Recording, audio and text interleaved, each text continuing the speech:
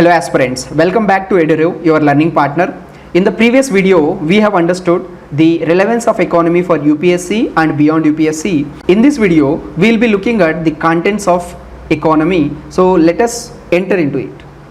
Here I have given the broader chapters. So the chapter 1 deals with what is economy and what is economics. So we'll understand the meaning, differences between economy and economics and types of economies like capitalist economy, socialist economy and mixed economy, and here also types of economics like microeconomics and macroeconomics and mesoeconomics. So these things we'll understand in the first thing, and in second we'll be looking at the difference between growth and development and what is the meaning of growth and development, what indicators are there to measure growth and development. Here we'll be looking at GDP, NDP and national income, per capita income. At the same time we'll also be looking at certain indices like human developmental index and happiness index, etc. Clear? And in the third section we'll be looking at the structural composition of our economy like primary sector, secondary sector and tertiary sector and their contribution to GDP. So in this manner we are going to cover it, right? Here we'll also be looking at estimation of GDP and different methods on it. Clear? Now moving on to the second chapter, which is about planning. So planning, here we'll be looking at the role of planning commission, the establishment of planning commission and its composition and its function like in devising the 5-year planning, and then the emergence of Niti Aayog, and which gives the long term vision of 15 years, right? So the 5-year planning has been done away with the 12th year 5-year planning. Now we have these 15 years plans which are coterminous with our sustainable developmental goals. Clear? In the third chapter we'll be looking at the fiscal system of India.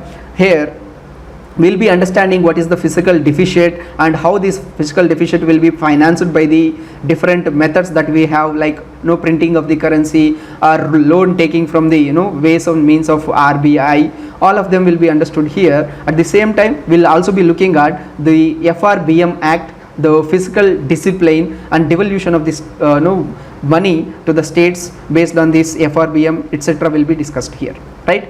Next, coming to the next chapter, which is related to inflation. Here we'll understand the meaning of inflation and different types of inflation like hyperinflation, stagflation, etc. At the same time we'll also understand what is the impact of inflation on the economy, and in order to nullify it, what measures that we have to take and what is the role played by the RBI.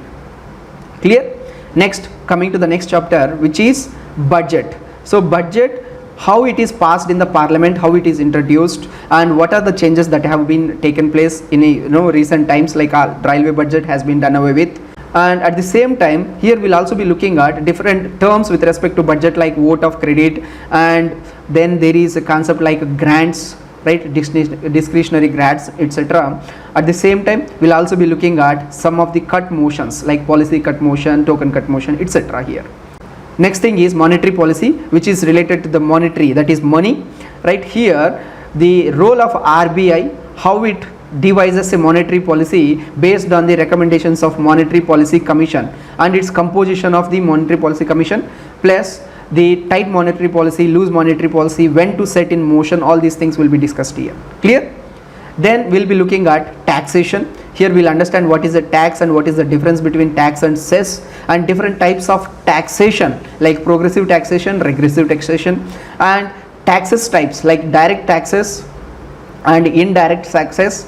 All of them will be discussed here, and the recent developments with respect to goods and service tax and the goods and service tax council, which is known as GST council, and the related matters thereafter will be discussed here. Now moving on, in the next chapter we'll be looking at the banking sector. Here we'll be discussing how scheduled commercial banks works and banking merges, whatever the merging is taking place nowadays. At the same time the role of RBI and non-banking financial institutions, right, and the lending and borrowing process done by this banking sector, then what is the priority sector lending, etc. All of them will be discussed here. Clear? And in the money market, we'll be looking at how the public money is managed in the economy and how government borrows from the public so that it does not create a crowding effect in the banks. All of them will be discussed here. Next, coming to the stock market, here we'll understand what is a stock, how they are traded, right, and certain regulators like SEBI and Bombay Stock Exchange, etc. will be discussed. Apart from that, here we'll understand the stock market, like what is the meaning of bull market and bear market, which we see generally in the news, right. All of them will be discussed here. Next, coming to the external sector, see, India being a sovereign nation, we are not self-reliant in all resources. We need to trade with different nations. So while trading, we'll be having certain imports and exports. Clear? So these imports and exports, and out of it, what is the meaning of current account, and what is the meaning of balance of payments, and what is the meaning of forex reserves, which are held by the RBI, and what is the role of Exim Bank, etc. will be discussed here. Clear?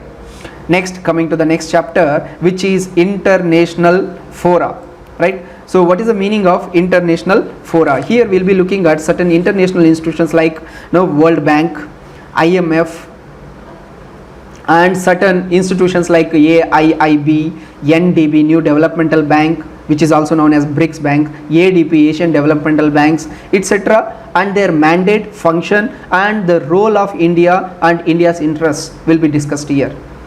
Next, in the 13th chapter, we'll be looking at poverty. Here we'll understand what is the meaning of poverty, what is the various standards and various committees which are established in order to estimate the poverty rate in India, and what is the international standard which is set by World Bank.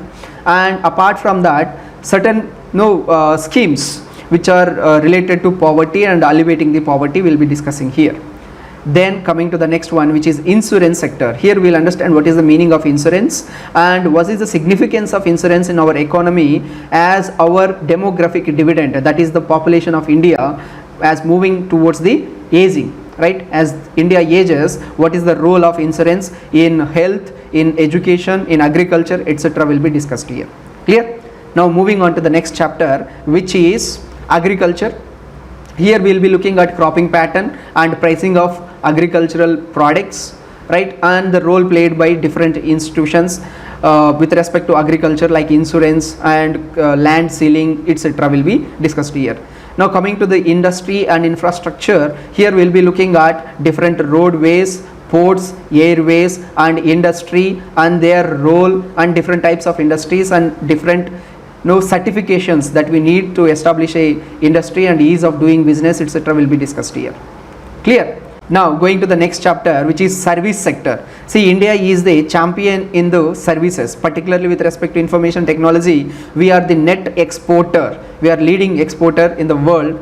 So here we'll be looking at what are the services and what is the contribution of the service sector to GDP, right? These things will be looked at here.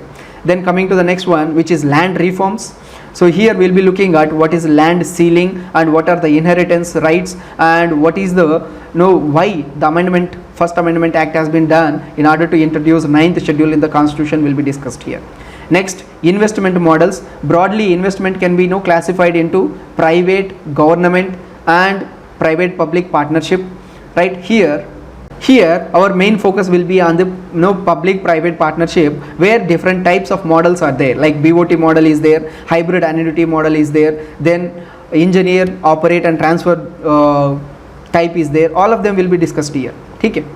Next, coming to these two chapters, they are additions and they will be dynamic and they will be added every year, like economic survey. For example, you are targeting 21, then we will be looking at 2020 and 21, which comes in 2 volumes, volume 1 and volume 2. So we will be looking at these chapters from economic survey, and the budget which is introduced in the parliament, as we have discussed in earlier chapter related to budget. And here we will be looking at what are the allocations given to what schemes. So this is how we are going to cover entire economy. I hope this is clear, and if you have any doubts, do comment and we will get back to you. Thank you very much.